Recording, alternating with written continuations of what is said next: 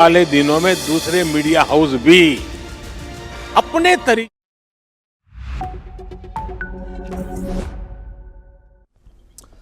Hello and welcome. My name is Vineet Malhotra and you are watching NewsX World. Let's take a look at some of the top stories from around the world. The UN Security Council has called on India and Pakistan to de-escalate tensions after a deadly attack on tourists in Kashmir heightened hostilities. Pakistan claims it warned the Council of an imminent threat of Indian action during a closed-door briefing in New York. Israel's far-right finance minister Bezalel Smotrich says that victory in Gaza means total destruction of the Strip and mass departure of its civilians to other countries.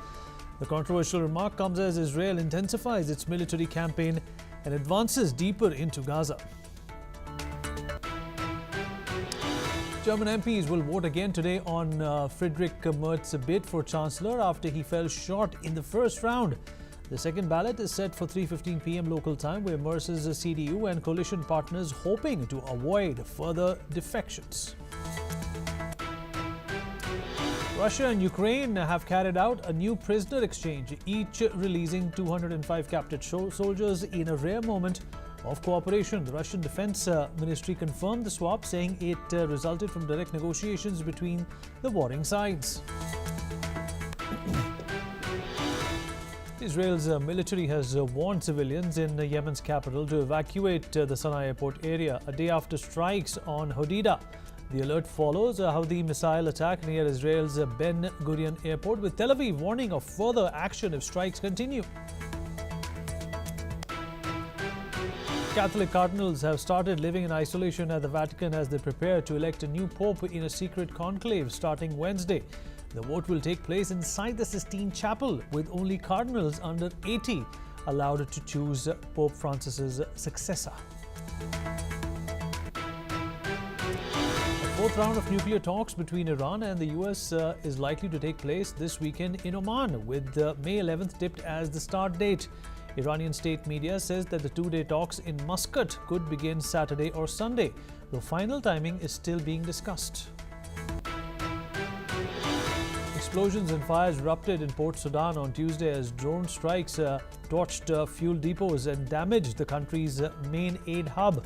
The RSF claimed responsibility for targeting the container terminal in a major escalation of Sudan's wartime crisis. Starting with our top story at this hour, tensions between India and Pakistan have heightened after the deadly terror attack in Jammu and Kashmir's Pahalgam, which left 26 people dead. The United Nations Security Council held a closed-door meeting yesterday with envoys calling for de-escalation between the two countries. This closed-door meeting was convened at Pakistan's request and concluded without any statement, resolution or an official outcome. Ahead of this closed-door meet, UN Secretary-General Antonio Guterres urged both countries to avoid any military confrontation, warning that a war could easily spin out of control. He also offered the UN support for peace efforts and said targeting civilians must never go unpunished. Let's listen in to what Antonio Guterres, the UN Secretary-General, had to say. It is also essential, especially at this critical hour, to avoid a military confrontation that could easily spin out of control. Now is the time for maximum restraint and stepping back from the brink. That has been my message in my ongoing outreach with both countries. Make no mistake, a military solution is no solution. Well, in a significant development, New Delhi is shifting gears, not just militarily, but also in terms of civilian preparedness. The Ministry of Home Affairs has ordered full-scale nationwide mock drills scheduled for May 7th to simulate hostile attack scenarios. These will involve civil defense authorities, students, medical staff and security forces across 244 districts. On ground, ceasefire violations have now continued for the 12th straight day, with Pakistani troops firing across the line of control in several sectors. The Indian Army is said to have responded proportionately to this provocation. Meanwhile, Indian Prime Minister Narendra Modi met National Security Advisor Ajit Doval twice in the past 48 hours as India intensifies its security posture following the terror attack. These back-to-back consultations come as India is assessing its response to the dastardly terror attack. In a related development, US House Speaker Mike Johnson also has expressed strong support for India's first fight against terrorism.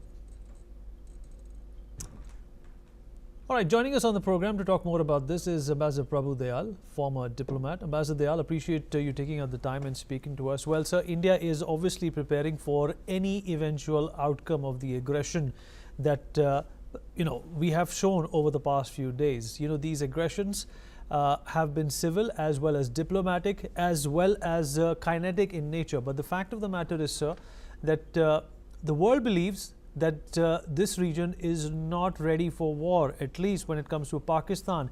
It may be posturing at this point in time. It really does not have the wherewithal, the funds, or the alacrity to get into a war, a conventional one at that, with India. Well, first of all, Vineet, thanks for having me on your show. Yes, you're right. Pakistan does not have the wherewithal to wage a long drawn out serious war with India. Its economy is in shambles. And there are many analysts who feel that it doesn't have the resources to be able to sustain a long drawn out conflict.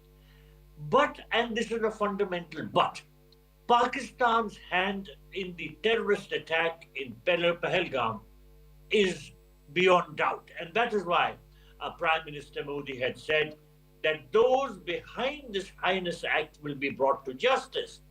And he also said, our resolve to fight terrorism is unshakable and it is going to become even stronger. So this shows that India is prepared to take the necessary steps to counter Pakistan's terrorism. Now, there is no doubt that in a situation like this, all options are on the table. India has already exercised some options. For example, the decision to hold the Indus Waters Treaty in abeyance, or the decision to scale down the Pakistan High Commission, several other economic decisions which could impact Pakistan adversely. So while these have been taken, there are many, many other options which remain on the table. Analysts are always talking about the kinetic option. It is up to the government to decide whether it wants to use that kinetic option or not. But there is, of course, serious concern globally about the fact that there is a possibility of an outbreak of war between India and Pakistan. Now, let me mention the mock drills that we have been organizing or planning to organize in the next few days are only to meet a situation which warrants increased preparedness in case of a Pakistani terror attack or another scaled up attack in forms of bombings or sending missiles across, which they've been talking about. So being prepared for any eventuality is the need of the hour. And that is what government is doing. Let me also mention that you referred in your introductory comments to the UN Secretary General referring to the danger of an outbreak of war between India and Pakistan. But let me also mention that he was very categorical in condemning the terrorist attack in Pahalgam. In fact, he used very strong words to condemn it. And that, in fact, indicated the sort of thinking which is prevailing in the United Nations. The meeting of the Security Council, the closed-door meeting, which was in the form of consultations, took place at Pakistan's request. But there was no statement made at the end of the meeting. So it showed that Pakistan's objective was defeated. Pakistan wanted the UN Security Council to come out with a statement which would perhaps be against India, but the UN Security Council has done nothing like that. So in that context, as some analysts have pointed out, Pakistan's attempt to grandstand in this situation has failed. Let me also mention that there are various other options which India could exercise. I mentioned the fact that Pakistan's economy is in shambles. But apart from that, Pakistan's internal situation is also in very poor shape. There are insurgencies going on in Balochistan and also in Khyber Pakhtunkhwa. The Baloch Liberation Army and some other militant outfits in Balochistan are fighting against the Pakistan army. And at the same time, the Tehreek-e-Taliban Pakistan is also engaged in warfare against the Pakistan army. So the resources of the Pakistan army are already very stretched. There have been a number of militant attacks on the personnel of the Pakistan army. So in this situation, for it to find itself deploying forces at its eastern border, that is the border with India, is something that is going to be very painful for Pakistan. So there are a number of options which are on the table. And as I said, the government of India will decide what options it wants to exercise. If it wants to use the kinetic option, then it will do so. But it will decide very clearly on the basis of the pros and cons what actions are viable and what actions it can take. So there seems to be, a heightened level of posturing that is taking place in Pakistan as well. The army is quiet at this point in time. It's only the puppet government in Pakistan that is becoming extremely jingoistic, extremely aggressive, and extremely wild, for the lack of a better word, against India. Do you think that this is a bluff that India needs to call? Vineet, I'm not so sure whether it is correct to say that the Pakistan army is quiet. Look, just a few days before this Pahalgam attack, the army chief of Pakistan, General Asim Munir, had issued a very provocative statement. He had said things which certainly incited passions and which are being blamed to a great extent for the terror attack in Pahalgam. Now, it is also to be noted that the Pakistan army is indulging in cross-border firing. Can that be called a quiet sort of step? That is certainly not being quiet. The Pakistan army is indulging in highly provocative acts after the very provocative statement from General Asim Munir, and India would be fully entitled to retaliate in the manner it chooses. Sir, appreciate you taking out the time and speaking with us. Thank you so much, sir.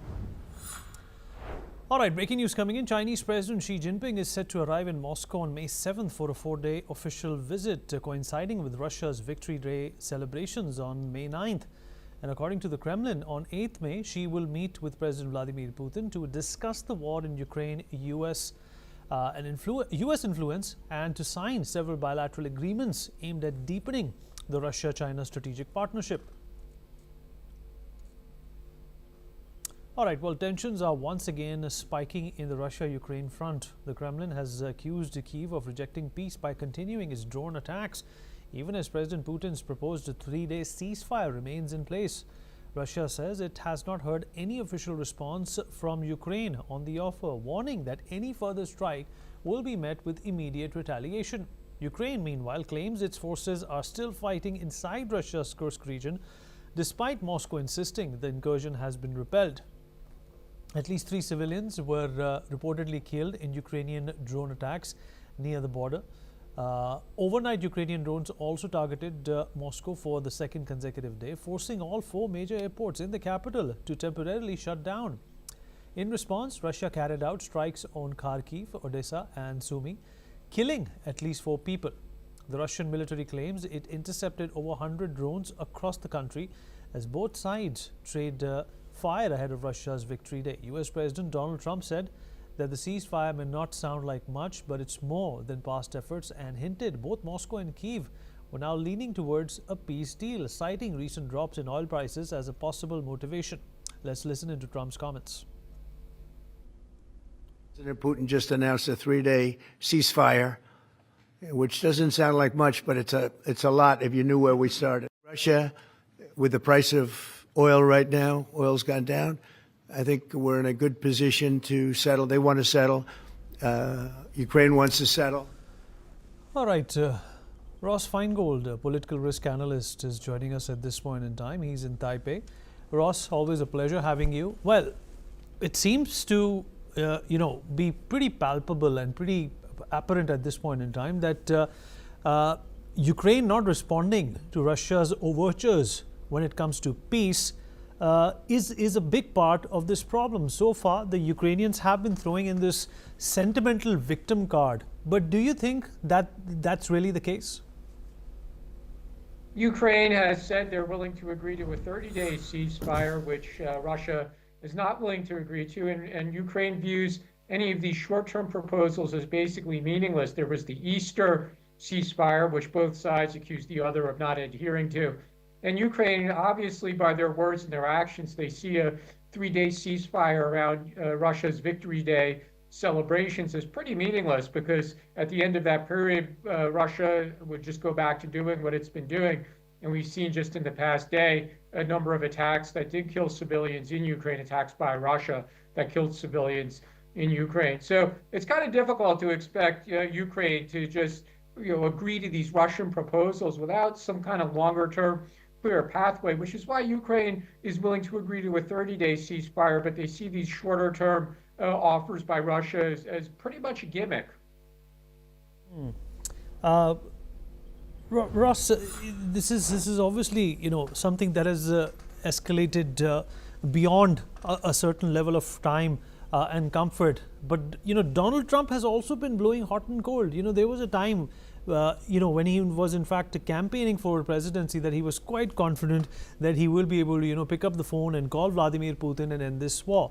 Then came a time where meetings were held with Zelensky in the White House, and we all remember that animated conversation between Donald Trump and Zelensky. It seems now that the Americans are losing interest in really becoming a part of any kind of a negotiation between these two.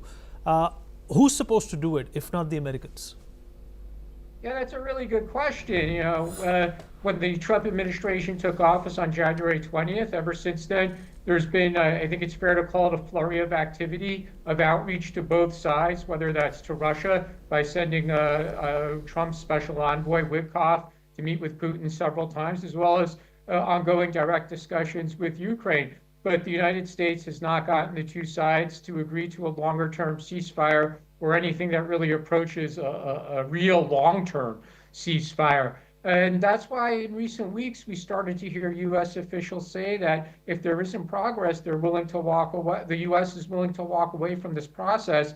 And whose hands would that leave it in? I mean, the UN, we have to be very frank, the UN has been all but useless when it comes to Russia, Ukraine, and now it's been 3 years where the United Nations and its Secretary General have played nearly no role in bringing the two sides to a ceasefire. At times, there was talk of the involvement of other potential interlocutors. There was talk about Turkey, there was talk about China, there was even talk about Israel, and none of that has worked out. And the Western European countries, it seems they can't play that role because their position is to support Ukraine, and they have frozen any contact with Russia. So your question is a good question, and it does seem that the United States at the moment is really the only country that can be an interlocutor between the two sides, and perhaps that's why we haven't seen the Trump administration walk away yet. They made that threat over the past couple of weeks, but they haven't implemented it yet. So as of the moment of this conversation, the good news is the Trump administration is still willing to play that role.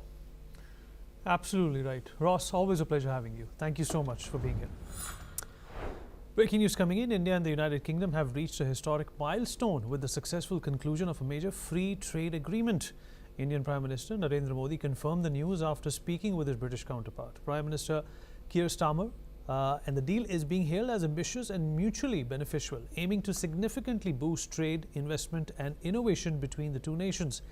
In addition to the FTA, both sides also signed a double contribution convention, which is expected to streamline taxation and bolster business confidence. Moving on, tensions in the Middle East are escalating as Israel launched airstrikes on the Houthi targets in Yemen just 1 day after a ballistic missile struck near Israel's Ben Gurion airport, injuring 8. The Israeli Defense Forces say around 20 fighter jets carried out strikes on key sites in Yemen's Hodeidah province. It included a cement factory and the Red Sea port, claiming they were used to transfer Iranian weapons and build military infrastructure.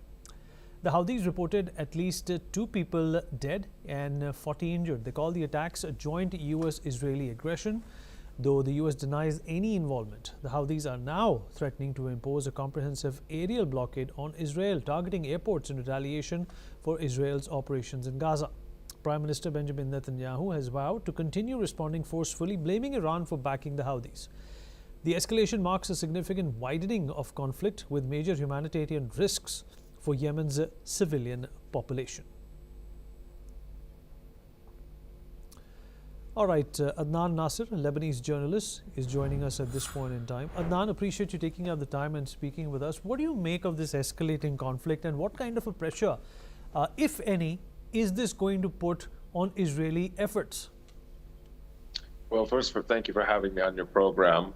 I think the pressure now is on the Houthis to see what their next move will be. So long as the Israelis are attacking Gaza, and we know that they have a plan to evacuate hundreds of thousands of Palestinians to the southern parts of Gaza, more than likely we'll see the Houthis increase their firepower if they have any additional military needs to do so. The Israelis had fired upon Yemen and the Houthi targets, and also threatening to hit Sanaa's airport and ordering civilians to evacuate. So we're seeing both sides wanting to escalate, but both sides are trying to tell the other, if you don't back down, there's going to be worse scenarios to come. And of course, Prime Minister Netanyahu would like to connect Iran with what's happening with the Houthis and in Yemen as a way of trying to scuttle any progress made between the US and Iran on the nuclear question. And what do you make of this imminent threat which has come about to Israeli airports and the airspace where Israeli aircrafts and basically the aerial traffic goes back and forth? What kind of an endangerment are we looking at here? Well, like you said in your introduction, I mean, the Houthis, you quoted the Houthis, they said they want a, quote, aerial blockade or aerial embargo, if I'm not mistaken. And of course, airlines are going to take this seriously, especially if the Houthis somehow manage to immediately retaliate and hit closer to Ben Gurion Airport. If they were to do that, then yes, there is a threat to Israeli airspace and the security of any civilian passengers. So we'll have to wait and see what the Houthis' move will be. Fair enough. Appreciate you joining us. Thank you so much for your time and your perspective on this important information coming in. Well, that's all we have time for. We will continue to bring you more news and updates from around the world. Thank you for watching.